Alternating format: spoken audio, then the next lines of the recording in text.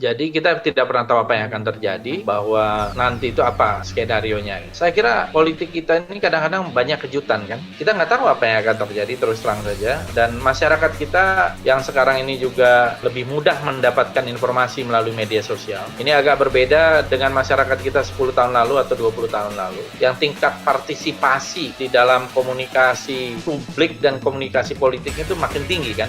Dengan adanya platform Facebook, Instagram, Twitter, maupun yang lain-lain, atau WhatsApp group gitu ya, sehingga nggak ada lagi informasi yang bisa linear, nggak ada lagi informasi yang bisa dicekoki oleh media-media mainstream, TV poll atau koran-koran yang dulu bisa disetir oleh pemerintah atau oleh penguasa. Sekarang ini informasi begitu luas, orang bisa memilih, orang juga akhirnya bisa memilih sikap dari informasi-informasi yang diterimanya. Jadi saya melihat ke depan itu masih belum tahu. Terlalu pagi ya. Kalau saya melihat dari awal kan saya pendukung.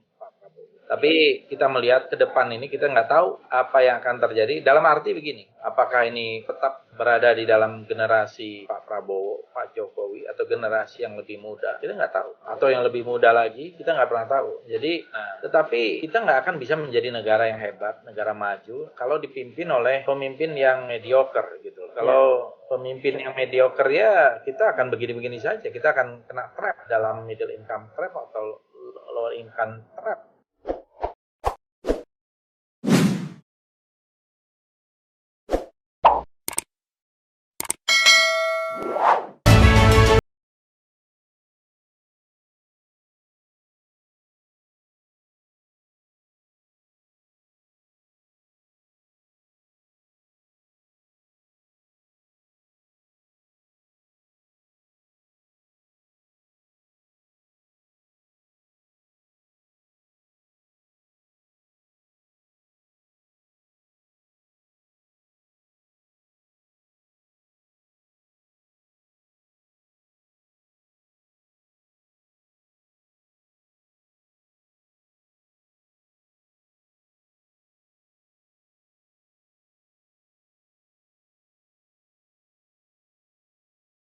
Kalau kita lihat survei terakhir ya yang dilakukan oleh lembaganya Kodari, Indobarometer, itu Pak Prabowo masih menempati peringkat pertama, kan begitu? Iya. Bukan tidak mungkin sampai tahun 2024 jangan-jangan Pak Prabowo bisa di peringkat atas juga. Dan sekarang Pak Prabowo sudah di pemerintahan. Dan ada spekulasi, bukan tidak mungkin nanti Pak Prabowo berduet dengan anaknya.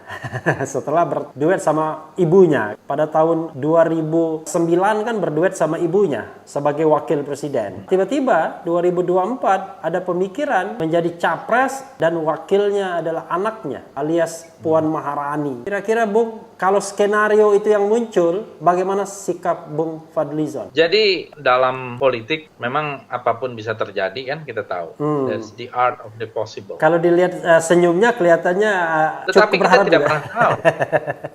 Kita nggak bisa berandai-andai. Tidak, karena ini kita menganggap bahwa ini sebuah skenario yang masuk akal. Kira-kira begitulah. Ya, tapi sejauh yang saya lihat ya, skenario sekarang ini masih terlalu mentah. Ini tahun 2020, 2024 itu masih 4 tahun lagi gitu ya. Jadi masih terlalu jauh lah. Kita bahkan nggak tahu apa yang terjadi minggu depan. Kita nggak tahu apa yang terjadi bulan depan. Bukan kita menjadi seorang fatalis gitu ya. Tetapi dengan pandemi global COVID dan seperti ini, kita nggak pernah tahu apa yang akan terjadi. Saya kira pasca COVID ini kita akan mempunyai sebuah dunia baru gitu ya. Yang juga mengubah politik kita. Mudah-mudahan kita lihat gitu. Nah, mengenai skenario-skenario itu kalau di kalangan politisi kan biasa. Bicara ya, tentang Pak Prabowo akan maju lagi. Jadi kita tidak pernah tahu apa yang akan terjadi, bahwa nanti itu apa skenario-nya. Saya kira politik kita ini kadang-kadang banyak kejutan kan. Siapa yang memperkirakan bahwa dari Bung Karno kok akan tiba kepada Pak Harto? Dari Pak Harto kemudian ke Pak Habibie. Itu juga banyak yang tidak memperkirakan. Banyak bacaan lain. Dari Habibie ke Dur. Ya, secara politik kan waktu itu sebenarnya PDIP menang kan? 33%.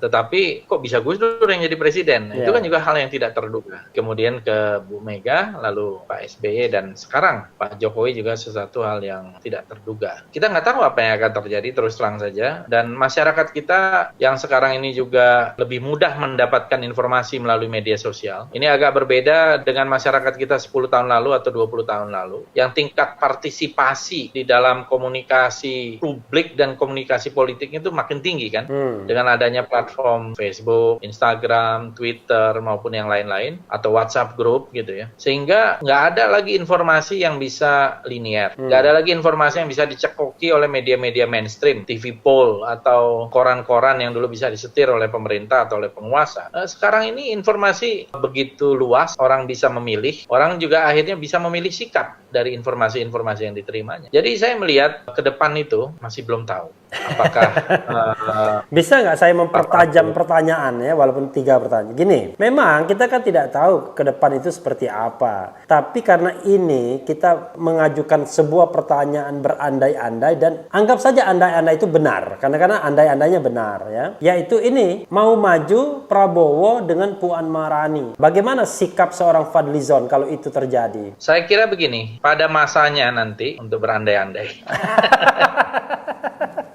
Ya, kita tidak tahu apa yang akan terjadi ya. Sekali lagi, kira-kira rela nggak kira-kira? Terlalu pagi ya. Kalau saya melihat dari awal kan saya pendukung Pak Prabowo. Tapi kita melihat ke depan ini kita nggak tahu apa yang akan terjadi. Dalam arti begini, apakah ini tetap berada di dalam generasi Pak Prabowo, Pak Jokowi, atau generasi yang lebih muda? Kita nggak tahu. Atau yang lebih muda lagi, kita nggak pernah tahu. Jadi yang saya lihat, ya marilah kita cari pemimpin-pemimpin yang terbaik bagi bangsa ini. Karena Indonesia ini luar biasa strategisnya dan luar biasa kekayaannya, darat, laut, udara, dan sebagainya. Orang-orangnya juga sebenarnya sangat luar biasa. Ya dibanding dengan negara-negara lain, saya kira orang Indonesia paling relatif mudah diatur gitu.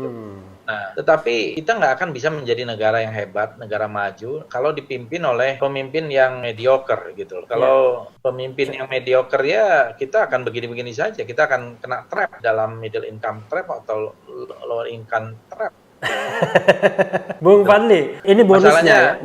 Pertanyaannya terlalu banyak berandai-andai. Oh, berandai-andai. Kalau karena ini kan 3 pertanyaan utama ya. Bung Fadli, sebelum kita akhiri ada tambahan? Saya sih sebenarnya ingin menggoda. Tiba-tiba di sini ada pasangan Prabowo Puan Maharani 2P melawan pasangan Sadis atau Andis. Sadis itu Sandi Anis atau Anis Sandi gitu. Wah, itu kan menarik.